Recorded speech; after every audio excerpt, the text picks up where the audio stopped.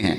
علامہ اقبال جنہیں حکیم الامت کہا جاتا ہے، حکیم الامت وہ ہوتا ہے جو امت کے مرض کی تشخیص بھی کرے پھر اس کی تدبیر بھی کرے، تو انہوں نے اس مرض، اس امت کے امراض کی تشخیص بھی کی اور اس کا علاج بھی بتایا۔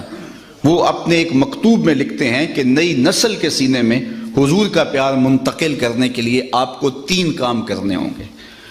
مختصر وقت میں یہ 3 باتیں آپ کے سامنے رکھنی ہے، اور اگر وقت 2 لمحے بچ گیا تو ایک بات اپنی جانب سے اور میری گفتگو اختتام کو پہنچ جائے گی، اور یہ چیزیں ہم صبح سے ہی اس کو اپنے عمل میں لا کر کے اپنی نسل کی تربیت کرنے میں لگ سکتے ہیں۔ تو اقبال کہتے ہیں کہ نئی نسل کے سینے میں حضور کا پیار منتقل کرنے کے لیے 3 کام کرنے ہوں گے۔ سب سے پہلا کام، ان کو کثرت کے ساتھ حضور پہ درود پڑھنا سکھاؤ، چونکہ اس کا لازمی نتیجہ یہ ہے کہ حضور کے درود کے نتیجے میں دلوں میں حضور کا پیار پیدا ہوا۔ درود طبیعتوں کو نکھارتا ہے، اور ایک بات بتاؤں، درود شریف طبیعتوں میں تقدس پیدا کرتا ہے۔ اگر کسی کو یہ خوف ہو کہ میری اولاد غلط ہاتھوں میں چلی نہ جائے اور ان کی عصمت کا جوہر کہیں برباد نہ ہو جائے، کہیں ان کی نظر کا تقدس نہ لٹ جائے، تو وہ اپنی اولاد کو کثرت سے حضور پہ درود پڑھنے کی ترغیب دے، اولاد کو پاک دامنی نصیب رہے گی۔ درود کا یہ فائدہ بھی ہے کہ طبیعتوں کے اکھڑ پن کو دور کرتا ہے۔ اگر آپ کو یہ پریشانی ہو کہ اولاد اکھڑ مزاج ہے، بات مانتی نہیں ہے، طبیعت میں سختی ہے، تو ان کو بطور وظیفہ درود کی تسبیح دیں۔ آپ ہفتوں اشروں میں دیکھیں کہ ان کی طبیعت میں لطافت آ گئی ہے۔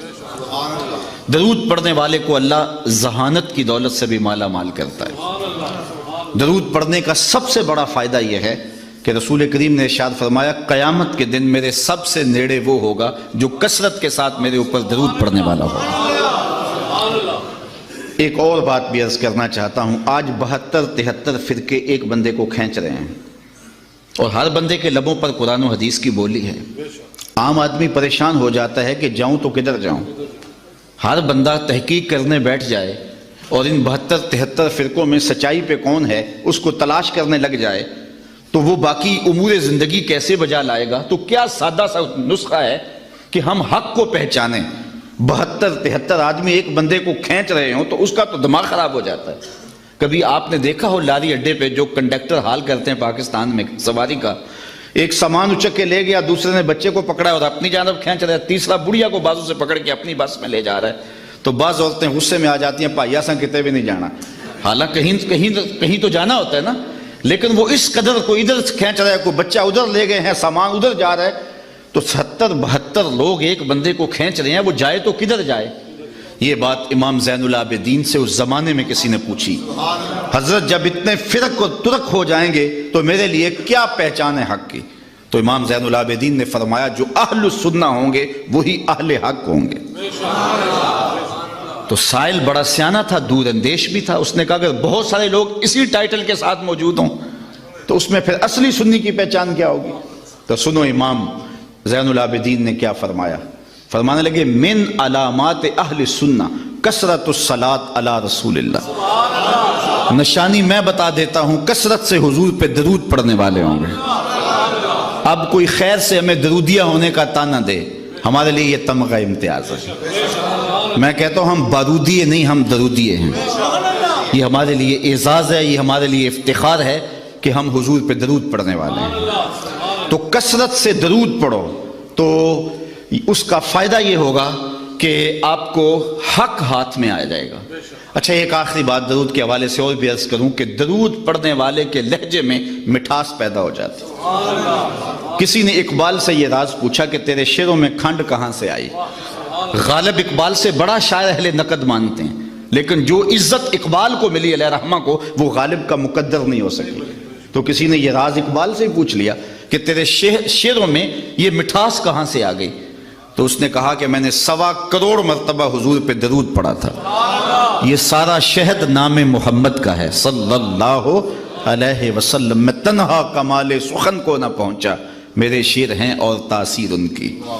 تو اپنی اولاد کو کثرت سے حضور پہ درود پڑھنا سکھائیں گے تو اس کا لازمی نتیجہ یہ ہوگا کہ ان کے سینے میں حضور کا پیار پیدا ہوگا۔ دوسری بات، انسان فطرتاً حسن پسند ہے، یہ انسان کی طبع ہے، اس کا انکار نہیں کیا جا سکتا۔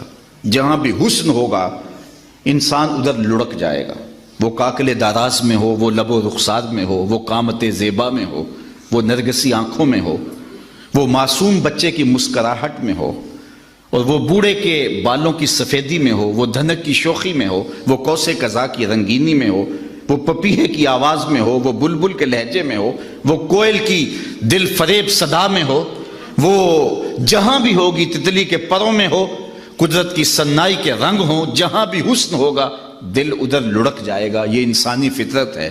تو اقبال کہتا ہے جب یہ طے شدہ ہے کہ انسان کا دل حسن کی جانب مائل ہوتا ہے تو پھر آؤ نہ اسے وہاں لے چلیں جہاں حسن بھی پانی بھرتا ہے اور عشق بھی غلامی کرتا ہے، اسے شہنشاہ خوباں کی چوکھٹ پہ لے چلیں۔ اس عنوان سے صرف ایک حدیث آپ کے سامنے عرض کر کے آگے عرض کروں گا۔ حضرت ابو طفیل صحابہ میں سب سے آخر میں انتقال کیا ہے، حج کا موسم تھا، لوگوں کا ہجوم تھا، یہ ایک اونچے ٹیلے پہ کھڑے ہو گئے اور لوگوں سے مخاطبہ کرتے ہوئے کہا، لوگوں اس وقت روئے زمین پہ میرے علاوہ کوئی نہیں جس نے حضور کو دیکھا ہے، آؤ مجھ سے حضور کی باتیں سنو۔ اللہ اکبر، اس بات پہ ناز ہے۔ ہمارے استاد تھے محمد علی حاشر صاحب، وہ بڑے فخر سے کہتے تھے میں مولانا ظفر علی خان کا مصاحب رہا ہوں۔ مولانا کا اخبار چھپتا تھا زمیندار، تو اس کی شاہ سرخیاں لکھتے تھے، تو بڑے ناز سے کہتے، کمال درجے کے کاتب تھے۔ میں اقبال کی صحبتوں میں بیٹھتا رہا ہوں، میں نے داغ دہلوی کو دیکھا ہے۔ یار جس نے داغ دہلوی کو دیکھا ہو، جس نے استاد ابراہیم ذوق کو دیکھا ہو، جو اقبال کی مجلس حاصل کر چکا ہو، جو مولانا ظفر علی کی قربت میں بیٹھتا رہا ہو، وہ تو ناز کرے، اور جس کی آنکھوں نے جمال محمد عربی دیکھا ہو وہ اپنے مقدر پہ ناز کیوں نہ کرے؟ تو حضرت ابو طفیل نے کہا، لوگوں اس وقت روئے زمین پہ میرے علاوہ کوئی نہیں جس نے حضور کو دیکھا ہو، آؤ مجھ سے حضور کی باتیں سنو۔ لوگ جمع ہو گئے اور کہا، صف لنا رسول اللہ صلی اللہ علیہ وسلم، ہمیں حضور کا حلیہ بیان کرو، ہمیں بتاؤ حضور کیسے تھے۔ تو حضرت ابو طفیل نے 3 لفظوں میں حضور کا حلیہ بیان کیا۔ کان رسول اللہ صلی اللہ علیہ وسلم ابیض ملیحن مقصدہ، ایک تو چٹے رنگ کے تھے، چٹا رنگ، حضور چونے کی طرح سفید نہیں تھا بلکہ سفیدی میں سرخی کی آمیزش تھی۔ تو کہا ایک تو چٹا رنگ تھا، دوسری بات ملیحن، حضور کا حسن نمکین تھا۔ اعلیٰ حضرت بولے، حسن پھیکے ہیں جب تک نہ مذکور ہو، ہے نمکین حسن والا ہمارا نبی۔ تیسری بات مقصدہ، متوازن، لیسا بالطویل الممغط ولا بالکثیر المتردد، قد چھوٹا بھی نہیں اور پست قامت بھی نہیں، ربع کے لفظ ہے، درمیانی قد، بلکہ درمیانی سے بھی کچھ اٹھتا ہوا۔ قد حضور کا درمیانہ تھا، لیکن اذا جامع القوم غمرہم، 10,000 کا اجتماع بھی ہوتا، بڑے بڑے اونچے قد والے ہوتے، لیکن حضور ان میں کھڑے ہوتے، حضور کے کندھے لوگوں کے سروں سے اونچے دکھائی دیتے۔ یہ اللہ نے اپنے محبوب کو شان دی تھی۔ تو 3 لفظوں میں حضور کا حلیہ بیان کیا، یاد کیا جا سکتا ہے۔ کان رسول اللہ صلی اللہ علیہ وسلم ابیض ملیحن مقصدہ، اور اگر عربی یاد نہیں ہوتی تو گولڑے کے تاجدار نے کام سوکھا کر دیا۔ مکھ چند بدر شاہ شانی، متھے چمک دی لاٹ نورانی، کالی زلف تے اکھ مخمور رکھی ہیں مد بھریاں۔ تو حضور کا حلیہ بیان کرو گے تو نئی نسل کے سینے میں حضور کا پیار پیدا ہوگا۔ تیسری بات اقبال نے یہ بیان کی، وہ کہتے ہیں کہ جس طرح میرے حضور کی صورت جیسی صورت کسی کی نہیں، میرے حضور کی سیرت جیسی سیرت بھی کسی کی نہیں۔ تو جب حضور کی سیرت اپنی نسل کے سامنے رکھو گے تو ان کے سینے میں حضور کا پیار پیدا ہوگا۔ نجی زندگی، کسی زمانے میں ایک غیر مسلم نے اسلام قبول کیا تو اسے پوچھا گیا کہ اسلام کی کس قدر نے تجھے متاثر کیا ہے؟ تو وہ بولا، سیرت کا صرف ایک واقعہ میری ہدایت کا سبب بن گیا۔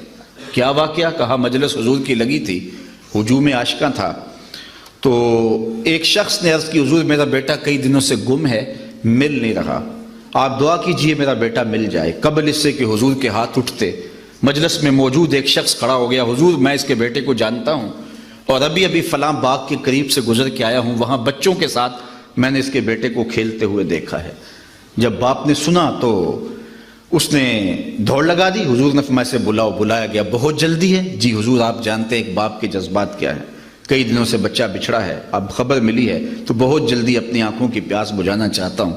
ماں الگ تڑپ رہی ہے، کئی دنوں سے اس نے کچھ کھایا نہیں، کچھ پیا نہیں، میں چاہتا ہوں کہ بہت جلد اسے ملوں اور سینے کو قرار ملے۔ فرمایا ضرور جاؤ، میں تجھے روکتا نہیں، روکنے کے لیے بلایا بھی نہیں۔ لیکن میری ایک بات سنتے جانا کہ جب تم باغ کے کنارے جاؤ اور بچوں کے ساتھ اپنے بچے کو کھیلتا ہوا دیکھ لو تو اسے بیٹا بیٹا کہہ کے آوازیں نہ دینے لگ جانا، اس کا جو نام رکھا ہے اس نام سے پکارنا۔ عرض کی حضور میرا بیٹا ہے، اگر بیٹا کہہ کے پکاروں تو اس میں حرج بھی کیا ہے؟